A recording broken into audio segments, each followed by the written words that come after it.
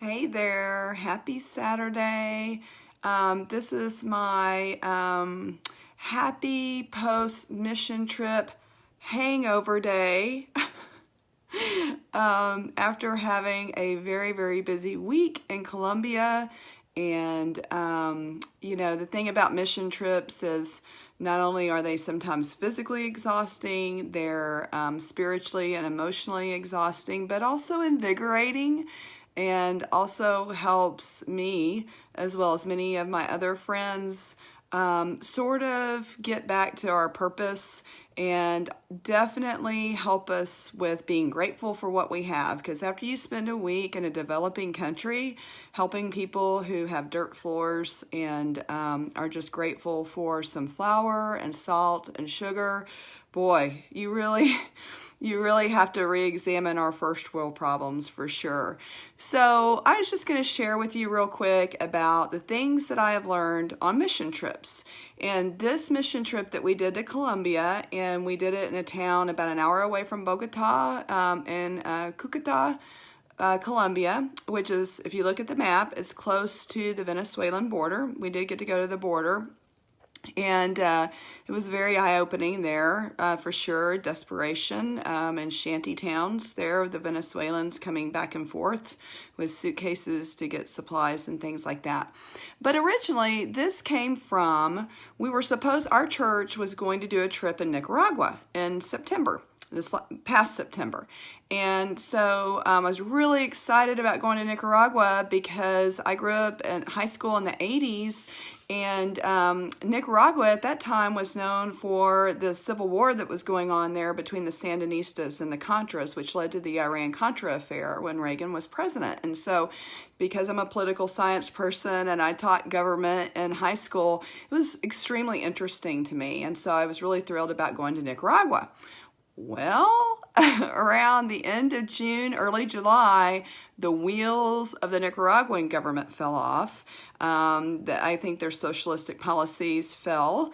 And there was a tweet by the State Department that said all non-essential U.S. personnel are being evacuated from Nicaragua. And I took a screenshot of that and sent it to our missions minister and said, are we still going to go to Nicaragua? Because it's not looking too good there. So she's like, no, we're already checking out a place in Colombia. And so then I was excited, South America, a different continent, that was cool too. And so she talked about that there were some Venezuelan refugees in Colombia and they needed some help there. So that was exciting too. So I was really, looking forward to that. And so we at first were going to go in October, but then the people in Colombia apparently were not ready for us to come in October. So we put it off until January. And I don't know, it could even be the rainy season in Colombia in October. I have no idea. I'd have to look more into that. But anyway, just after several mission trips abroad and domestically in the United States, I have learned several things about mission trips that is just so fascinating to me, about human nature. As an educator, I'm just fascinated with why we're all so different and how we handle and react to things, and what our attitudes are like when we go on a trip like this. Now, this was a really small group because initially we were supposed to be a medical team.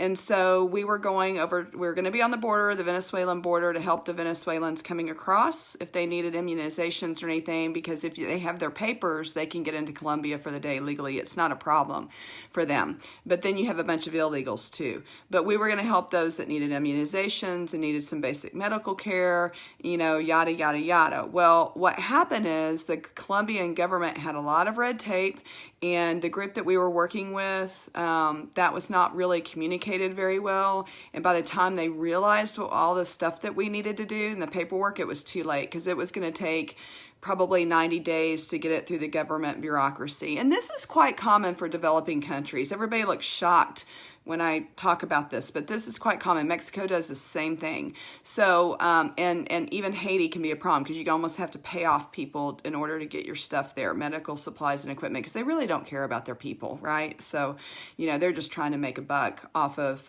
Americans that want to come and help. So sad as that is, that's just reality. So Anyway, this is what I learned about mission trips.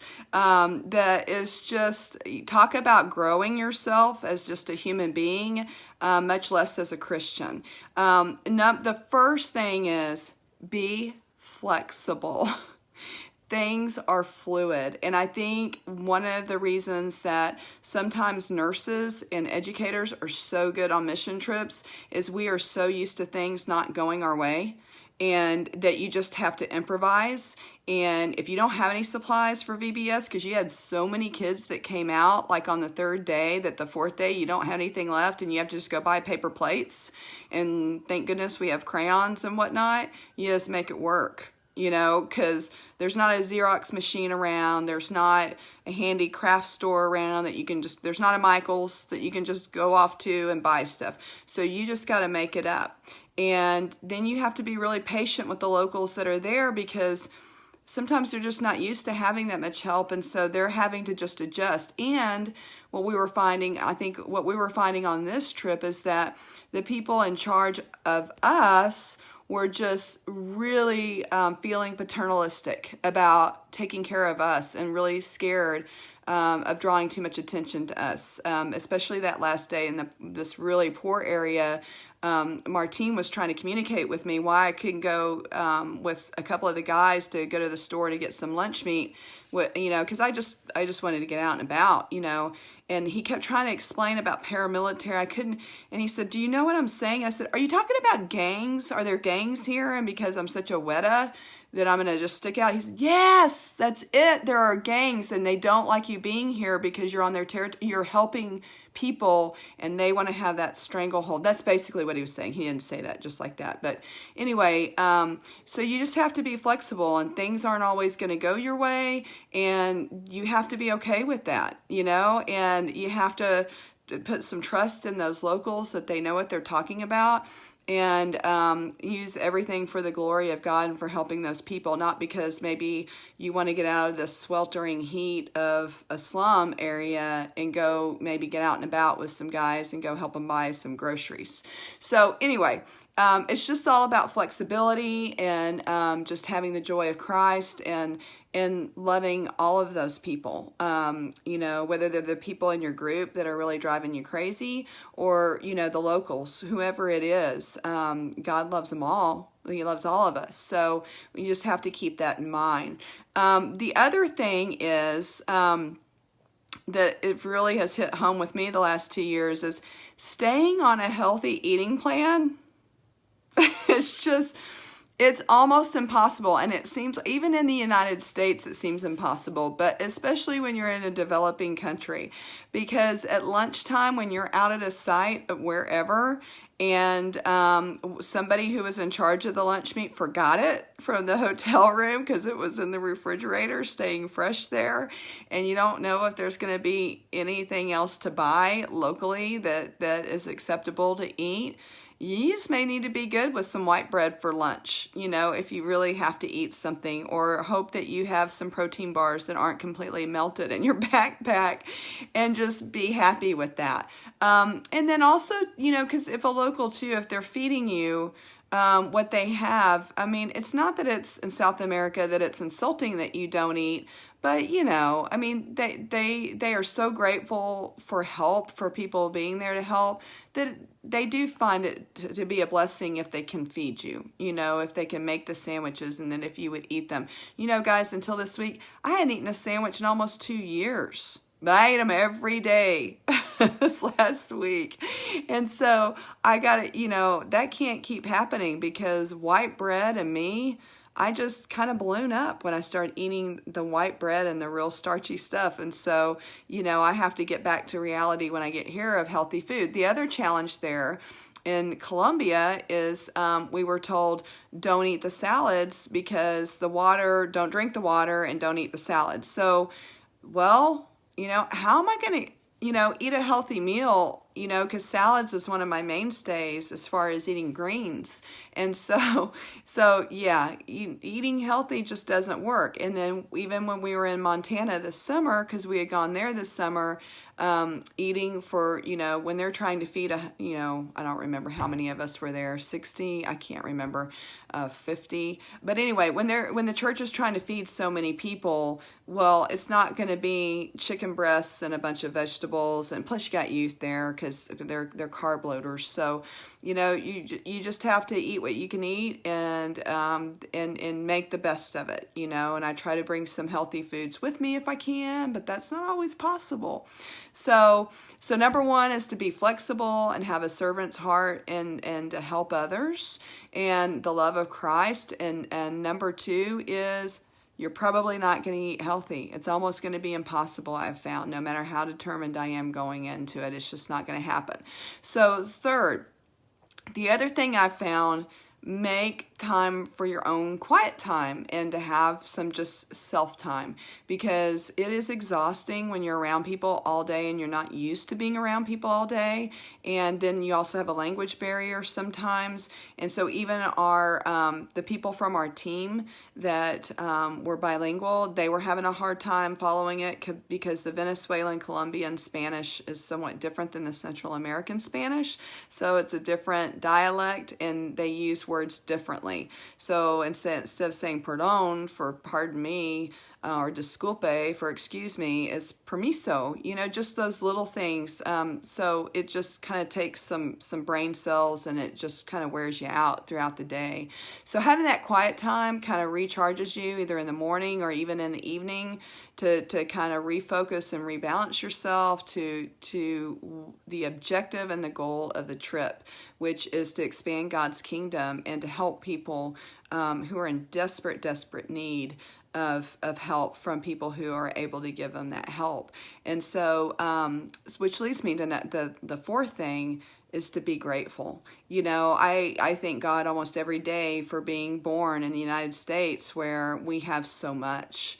But in some ways, maybe that's not so good. I don't think I've ever been on a trip, any kind of mission trip, where I saw such fearless witnessing to others like this one, where I saw so many pray the prayer of salvation and to accept Jesus in their hearts. I mean, it was truly amazing, especially on that Venezuelan border when we were handing out hygiene packs, and our hygiene packs had toothpaste, toothbrush, soap, some other, deodorant, some, just some basic little hygiene packs. And we gave out about 40 of them that first day. And there were a few people that walked off as Martine was preaching basically about God and the love of Jesus Christ and how to improve yourself and to open up your heart and that things are going to get better. They're going to get better.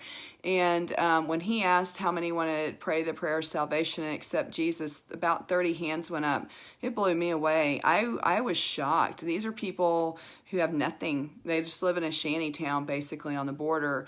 And so this group was so organized, they had a woman there that operated a home who took all the names of those people who took those hygiene packs, and she follows them and she follows up on things, and then she can follow up later with some more food and just supplies and just try to help them along. So truly cool. Today I feel as though I'm in my palace back home. And before we left, I had given the rest of my pesos, my Colombian pesos, to Layota, Martine's wife. And then as an afterthought, I gave Martine just $40 US is all I had at that point, because I'd already given away all my pesos to Layota. And he cried. He said, "This is so much money. $40. This is so much money." I'm like, no, it's not. I wish I could give you more. I just don't carry much cash anymore. So it's so relative about our problems and what, the problems that we're dealing with and the problems that are over there. And these people are basically, so many of them are true victims of the government and the policies there. And some people maybe aren't helping themselves too. That's probably there as well, but I'm really not to be the judge of that. So I'll just leave that to God and do what we can do. And so I can't wait to go back to Colombia and hopefully to Venezuela. I would love to go to San Antonio or one of those other border towns, cities, and I probably won't say the name right because I know one of the names I'm thinking about that Natul would correct me on, so where her grandmother lives. So anyway, y'all have a wonderful Saturday, and I will see you later.